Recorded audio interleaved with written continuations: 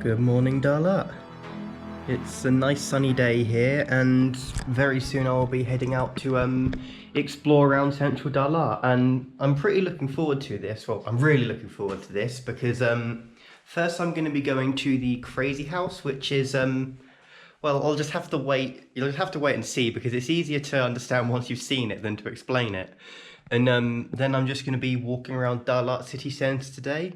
And I'm really keen to experience Dalat because unlike a lot of Vietnam, Dalat has a much cooler temperature than most of Vietnam because most of Vietnam is more subtropical, tropical kind of temperatures. But Dalat, while still warm, especially by UK standards, it's supposedly quite a bit cooler than a lot of other places in the country because it's so high. So in that regard, it will be quite interesting to just see how different it is. I mean, on the drive here, as we were pulling in, getting closer to Dalat, you could see the natural environment was starting to change. The trees were different, the other foliage was all different. So it was really interesting to see that, and I'm really interested to just experience that more. So without further ado, let's go and see Dalat.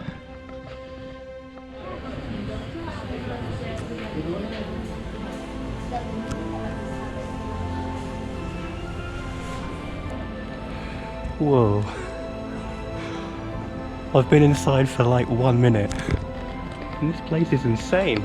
Just look at it. Oh my god, you can go all the way up there. Yeah. Well, online reviews said this place was a maze. They aren't wrong. Oh my god. Look at this.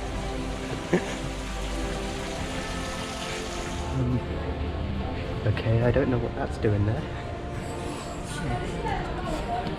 So you can actually book rooms and stay here, and as you can see, you are right in the middle of it, and you can stay here if you wanted, in the middle of all this, which is quite interesting.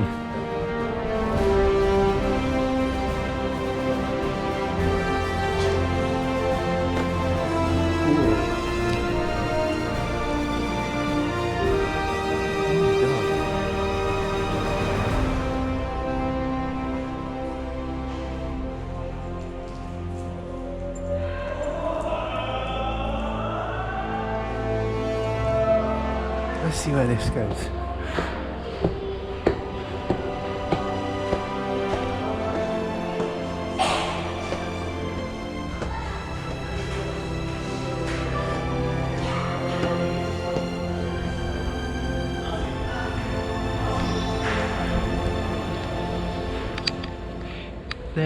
There's so many different ways around here that I do not know which way I should go.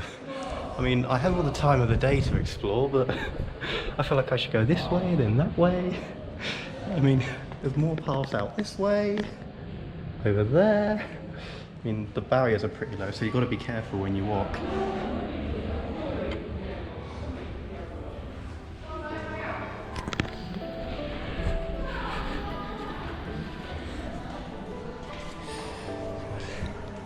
This thing is very narrow. And we're going up even higher. Go up.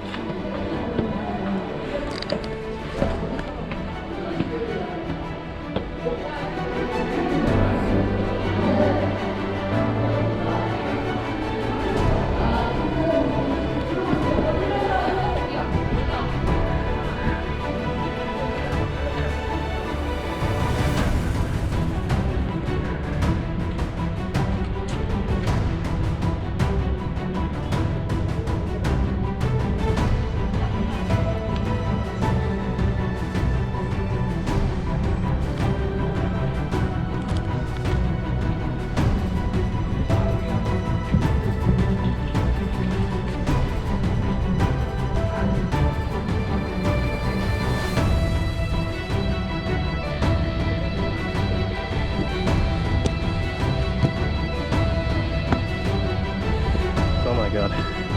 This is crazy high and a crazy thin narrow path. Oh my god.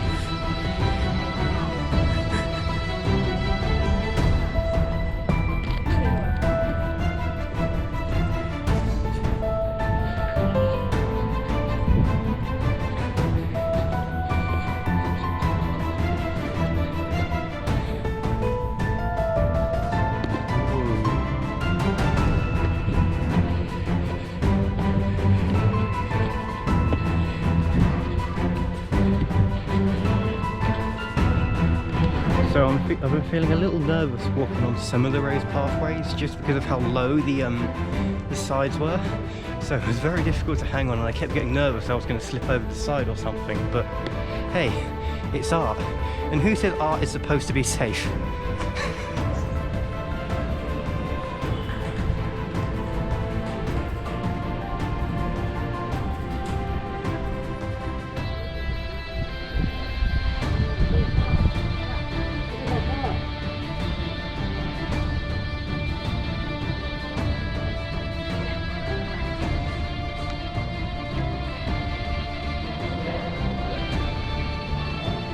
I'm gonna head off. Oh, leaf nearly hit me in the face. But yeah, now I'm gonna head off and walk into central Dalat and have a look around the lake and go and see the fountain really, and decide what to do from there.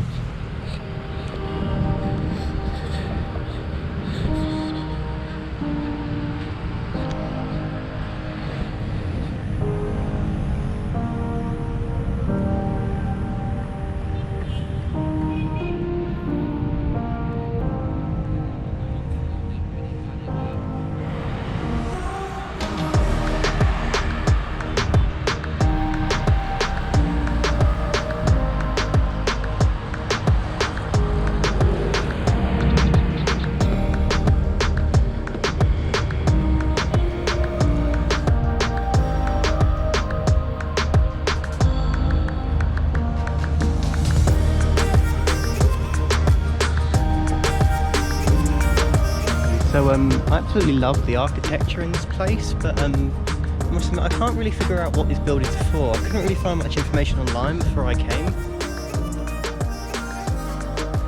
So literally moments after I was wondering what this building was for, I went around the front of it and the sign obviously said Dalat Opera House. So yeah, I feel like a little bit of an idiot now, but hey, couldn't find any info online, but now I know. It's the Dalat Opera House, so yeah. Now, I'm going to say it again before I see the sign, just because why not? But I honestly wonder what this building over here is for now. I think this one might be a restaurant, because I can see tables and chairs inside it.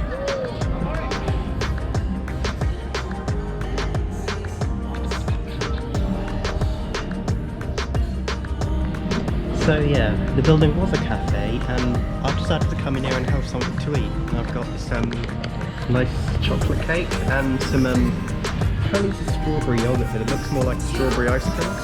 But I got a liberal amount of strawberries and a leaf. I don't think I'll be eating that bit though. So the sun has just gone down and it is actually starting to get a little cold now. I might put my hoodie on in a minute, but it's funny because this is probably one of the few, if only, times in Vietnam that I've ever wanted to put my hoodie on because of the temperature.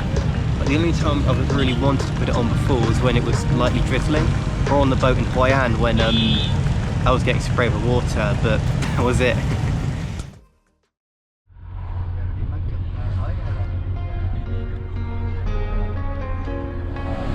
So we made it to the bottom of the Tanla waterfall, and we took the little forest coaster thing, and it was really fun, but they didn't let us film it, so yeah, I couldn't film that coming down for you, but it was fun.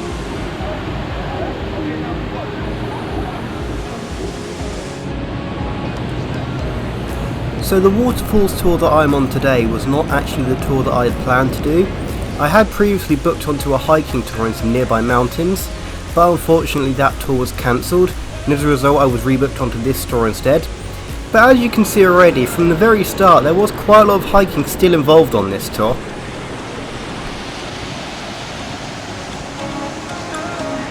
Oh my god. Look at the way it just bounces up there. It's obviously hitting a very big rock and it's sending the water shooting upwards.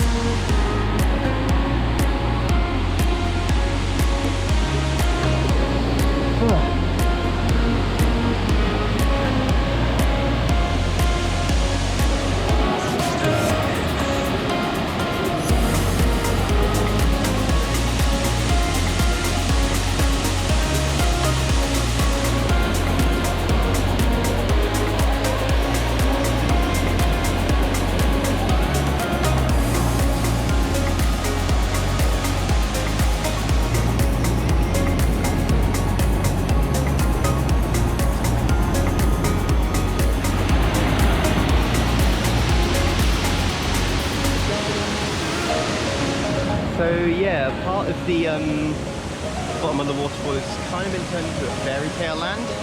I mean, there's a giant dinosaur right here that I've got to go under, so yeah. And this kind of leads to the bottom of the area you can go following the river anyway. Zipline customers only be on this point. Damn, I'd have loved to have done the zipline. It's a shame it wasn't included on this tour. That would have been really cool. When I was booking buses and stuff, tourism hasn't picked up fully after COVID. Yeah. It's not enough. So we're now done with the Tanla waterfall, or the Tanla waterfall, and we're making our way back up, and we're going up a very, very steep incline. I'm guessing that's the ride I went down earlier.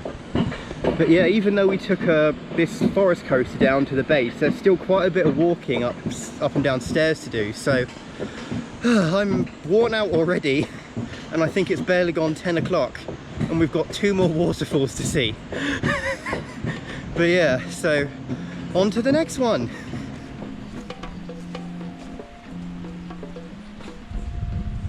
Oh, well, we can certainly hear it from up here.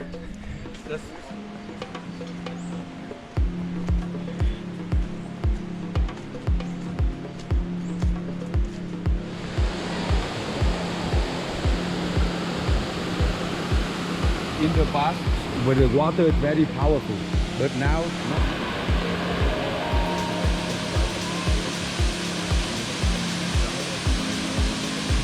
Okay, group photo, group photo.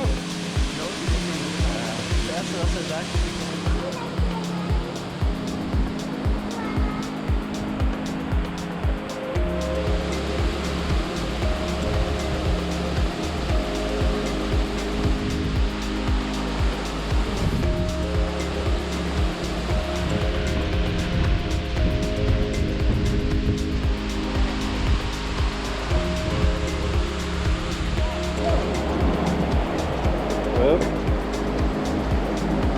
Oh my god.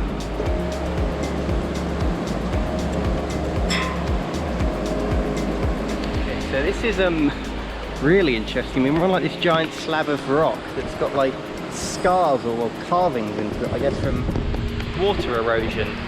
But just look at this. There's a very unique piece of landscape here. And yeah, just walking on it feels weird. I mean, I'm getting very much Iceland vibes, but a lot warmer. Oh, hang on a second. There we go. Okay, this bit's a lot more uneven. You really gotta be careful where you place your feet here, because, yeah. Waterfall number 2, and it's definitely a lot more uneven than the first one. It's basically like rock pools you find on the beach, but obviously here it's not a beach. Whoop.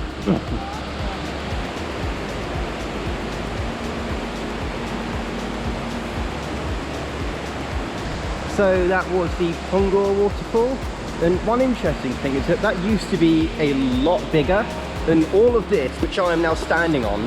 This all used to be underwater, and again the water came down along most of that up there, and that's because I don't know exactly how long ago, but they built a hydroelectric dam a bit further upstream, and as a result it severely reduced the water flow coming down this waterfall into this part of the river, which is why the water level is now down there, and all this ground is now like this, because this ground was all carved and gutted by the water flow from the river, but now it's above ground and this is what's left. I mean, it's still brilliant though. I mean, it's a lovely little area, and you just got to be, you know, good on your feet to get about here. That's all. Okay. Now I've got to get over there. Right, now how do I do this?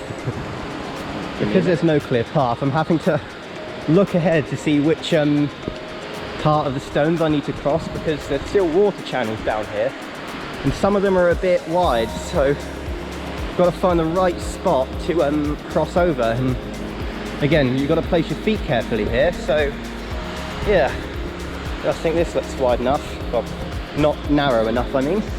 Yeah, look, this is the thing you've got to step across. Right, here we go. There we go. And now I'm on this big bit, so yeah, now just that really narrow bridge again. Okay, now this is the bit that is going to be really tricky. I mean, at least it's flat, so I can get across, but yeah. Oh my god. Oh my god. This is very narrow. And now we have the 500-meter uphill trek back up to the top where our van is. And when we're in the van, we're then going to go to the elephant waterfall. And that should be pretty interesting, but got to get through this first. Now, what is my tour group doing? They're throwing stuff at something. What on earth are they seen? Or are they just aiming at a random tree for the sake of it? Who knows? Turns out they were just throwing it at a bottle. Just playing a game while they waited for the rest of us to catch up.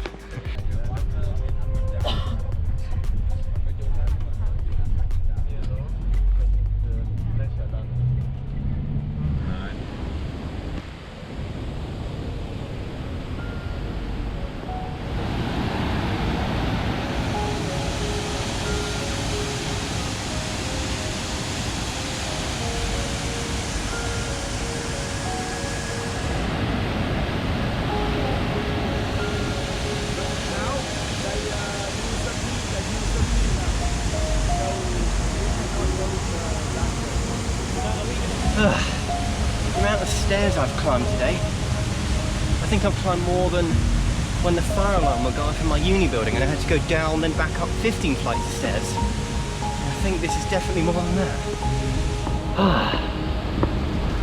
Oh, leaf. There we go.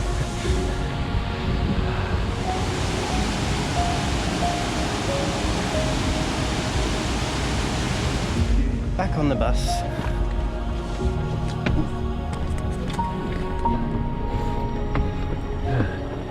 And back off the bus again.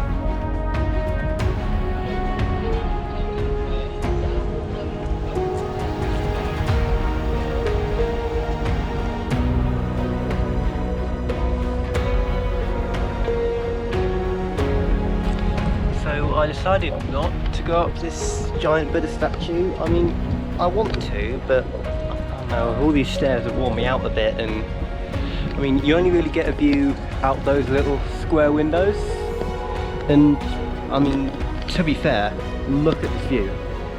Just look at that. Like, I don't feel I need to go up there because honestly I'm not missing out by just staying here and enjoying this. What a beautiful world we live in.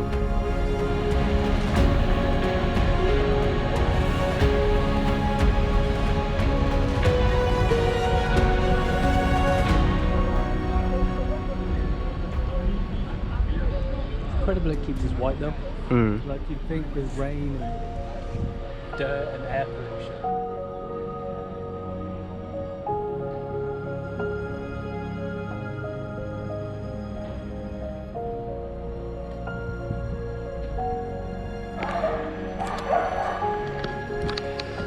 And now the tour is almost over. This is the last stop on the tour. We're at a coffee farm. They do a specific type of coffee called weasel coffee here.